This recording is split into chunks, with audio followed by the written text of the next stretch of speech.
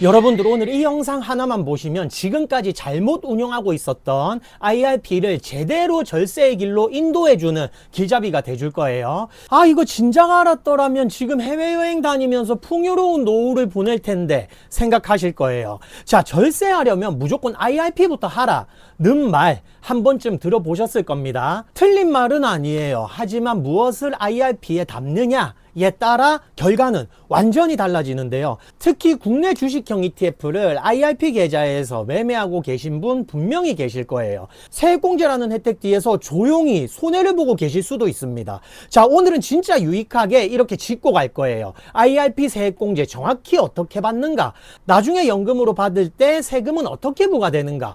국내 주식과 해외 주식 어느 계좌에 담아야 유리한가? 자, 영상 시작 전에 구독, 좋아요 꼭 눌러주시고요. 알림 설정으로 보다 빠른 재테크 정보 받아가시기 바랍니다. 1:1 상담 신청은 위 전화번호로 신청해 주세요. 자, 그럼 오늘 영상 지금 바로 시작합니다. 자, 각설하고 바로 갈게요. 첫 번째, IRP 세액공제 얼마나 받을 수 있을까? IRP가 절세계좌로 불리는 이유는 납입한 해의 다음 해 바로 환급되는 세액공제 구조 때문입니다. 연금저축과 IRP를 합산해서 최대 연 1,800만원까지 납입할 수 있고요. 그 중에서 연 900만원까지 세액공제 대상으로 인정이 돼요. 총 급여 5,500만원 이하는 납입액의 16.5% 공제를 받고요. 총 급여 5,500만원 초과이신 분들은 납입액의 13.2%를 공제받을 수 있습니다.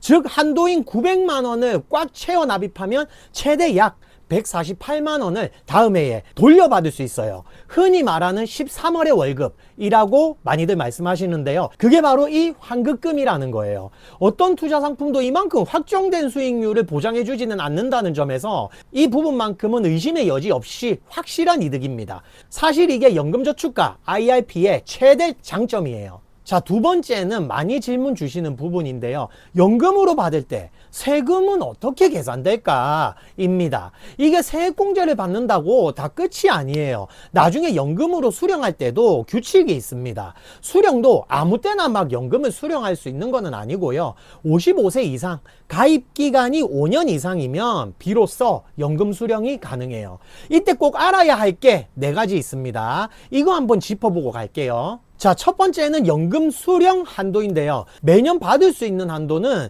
연금 계좌 평가액 나누기 가로 열고 10일 마이너스 연금 수령 연차 갈로 닫고 곱하기 120%로 계산이 됩니다. 이 한도를 초과해서 찾으면 연금 외 수령으로 분류되니까 세제 혜택이 사라져요. 두 번째, 낮은 세율 한도 내에서 수령하면 세율은 단 3.3%에서 5.5%입니다. 연금 받는 나이에 따라 상이에요. 근로소득이나 사업소득 세율과 비교하면 매우 낮은 수준입니다. 세 번째, 1,500만원 기준선. 한 해에 받는 사적 연금액 합계가 1,500만원을 넘으면 그 순간 전체 금액에 대해 종합과세 또는 분리과세 중에 하나 선택해야 합니다. 월 125만원 이하로 받으면 3.3%에서 5.5%로 저율 분리과세가 끝나지만 이를 초과하는 순간 세금 부담이 확 뛸 수 있습니다. 그래서 보통 월 120만원 선으로 받게끔 조절을 하는 게 좋아요. 네 번째, 부득이한 인출, 의료비나 천재지변 등 불가피한 사유로 인출하는 경우에는 예외적으로 3.3%에서 5.5%의 저율 분리과세가 적용됩니다. 실제 예시로 확인해 보면 60세 다른 소득이 없는 연 2천만 원의 연금을 받는 경우 연금소득공제 약 700만 원이 적용되어서 과세 표준이 1,300만 원 아래로 떨어지고 세율은 6.6% 구간에 머뭅니다. 반대로 다른 소득이 많아서 종합과세 시 25.4% 구간에 해당해 버린다면 차라리 16.5% 분리과세를 선택하는 편이 훨씬 유리해요. 이런 경우에는 종합과세, 분리과세 중 선택할 수 있습니다.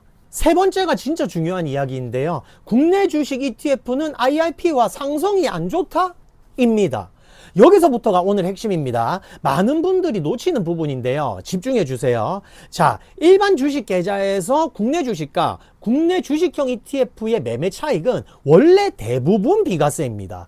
대주주 요건을 충족하는 극소수를 제외하면 일반 계좌에서는 양도소득세를 낼 일이 거의 없어요. 우리는 대주주급은 아니니까 사실상 비과세라 생각하는 게 맞겠죠. 그런데 이 비과세 상품, 즉 국내 주식이나 국내 주식형 ETF를 IRP 계좌에 넣어버리시는 분들이 계세요. 자, 이게 왜 문제되냐 싶겠지만 우리는 IRP의 절세 혜택과 과세 이연 혜택을 최대한 이용할 겁니다. 그런데 일반 계좌에서 해도 세금이 없는 그 국내 주식과 국내 ETF를 IRP에 담아서 연간 이용할 수 있는 한도를 갉아먹고 있다는 거예요. 그러니까 꼭 국내 주식, 국내 ETF를 해야 되겠다 하시는 분들은 일반 주식 계좌 만들어서 거기서 하시면 됩니다. IRP는 절세 혜택도 받으면서 우리가 장기적으로 우상향할 그런 친구들을 가지고 가자고요. 그리고 이거는 꿀팁인데 ISA도 많이 들어보셨죠? 이 ISA 만기 자금을 IRP로 옮기면 300만 원까지 별도로 세액공제가 추가돼요. 연간 최대 300만 원 더하기 900만 원 해서 최대 1200만 원까지 세액공제 한도를 늘릴 수 있습니다.